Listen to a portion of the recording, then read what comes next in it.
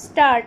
माननीय सदस्यगण, हाल में उत्तर प्रदेश के राज्यपाल ने हिंदी के विकास के बारे में जो विचार प्रकट किए हैं वे अज्ञान के सूचक नहीं, एक धारणा के सूचक हैं जो हमारा अनुमान है राज्यपाल महोदय तक सीमित नहीं है, बल्कि कांग्रेस के अधिसंख्यक नेताओं की धारणा है। विराम।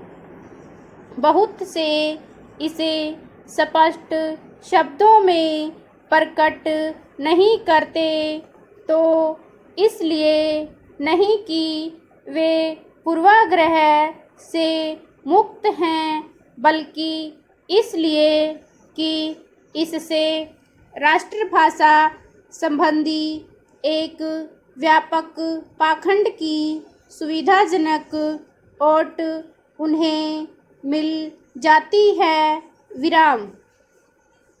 राज्यपाल महोदय ने इस बात पर बहुत जोर दिया कि हिंदी का विकास अखिल भारतीय दृष्टि से ही होना चाहिए। सुनने में बात बड़ी अच्छी लगती है। विराम। यह बात और भी अच्छी है कि इस भाषा का विकास अखिल मानव जाति के कल्याण की दृष्टि से ही होना चाहिए। विराम। लेकिन जो लोग इस ढंग की बातें करते हैं वे न भाषा विकास के नियम समझते हैं, न किसी भाषा के विकास में कोई योग देते हैं। विराम।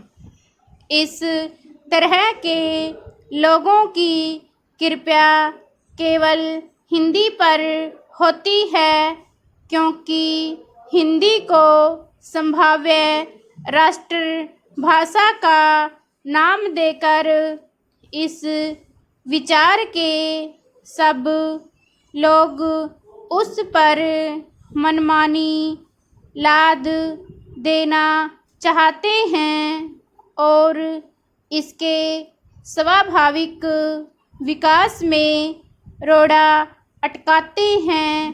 विराम।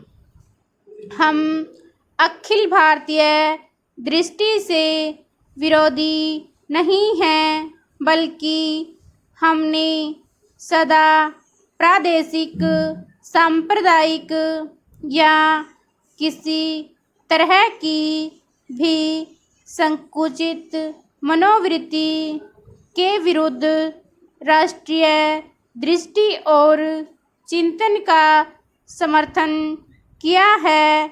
विराम।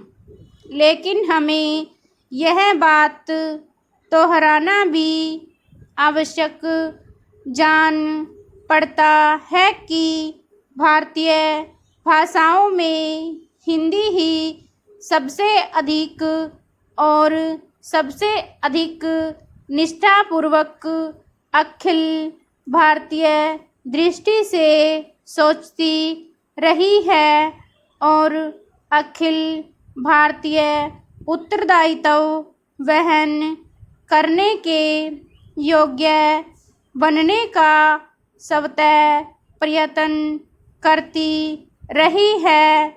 विराम।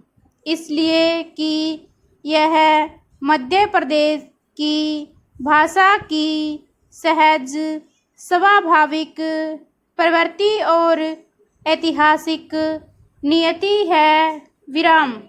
केंद्रीय सरकार राज्य सरकारों को राज्य की भाषा के विकास के लिए अनुदान देते हुए यह आशा या मांग करे कि राज्य अपनी भाषा विकास में योग देते हुए एक व्यापक दृष्टि को पनपाने का प्रयत्न करे तो यह आशा या मांग सही होगी। विराम ओवर।